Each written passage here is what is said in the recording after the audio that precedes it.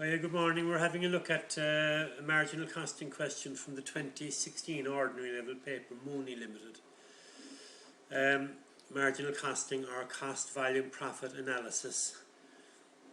Remember, the assumption is that we sell everything at the same selling price, so they plan to sell 55,000 units, bringing in 770,000.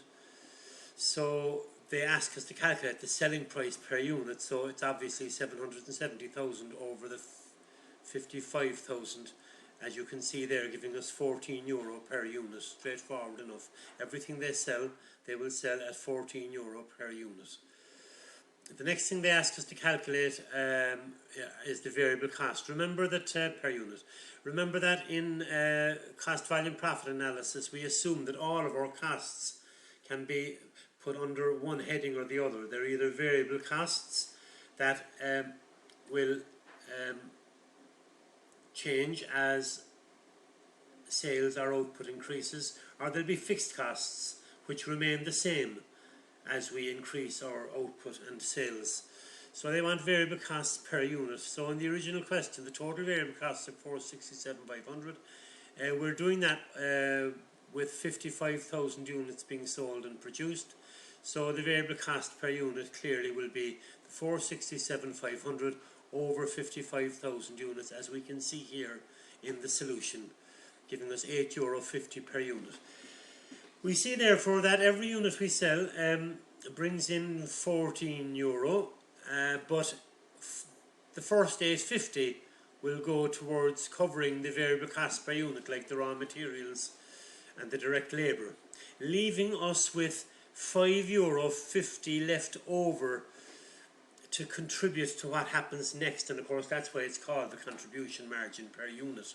So the next thing they ask us to calculate in part C is the contribution from each unit sold, or the contribution margin. So contribution margin is the selling price, which we know is €14, less the variable cost per unit, €8.50, giving us €5.50 per unit as our contribution margin.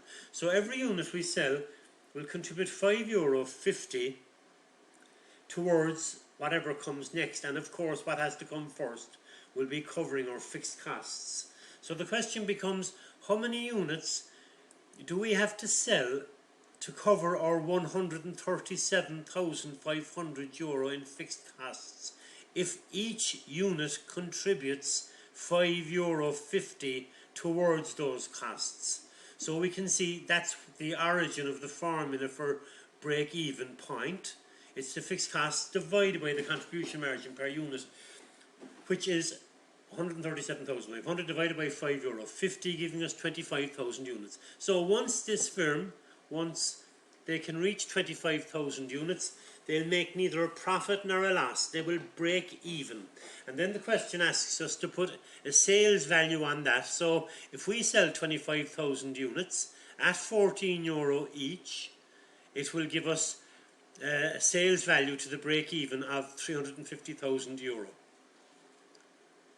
So once we reach 25,000 units, we're breaking even. And the question asks us, calculate the margin of safety from 35,000 units. So if we break even at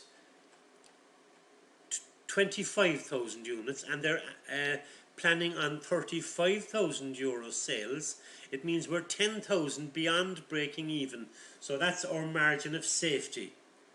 And those 10,000 units would sell at €14 each, so putting a money value, a sales value on the margin of safety would be €140,000, which was the E part of the question. They always ask how many units will you have to make to sell to make a profit of such and such, and in this case it's how many units will you have to sell to make a profit of 400,000. So not only do we want to cover our fixed costs of 137,000, but we also want to cover we want to make a profit of 400,000.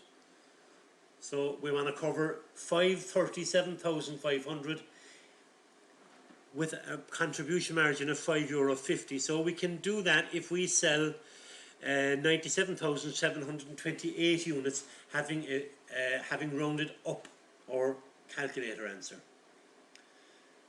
So if we can sell 97,728,000 units, we'll not only break even but make a profit of €400,000. And putting a sales value on that, you're multiplying the 97,728 by the selling price per unit of 14, and we get €1.368192 million.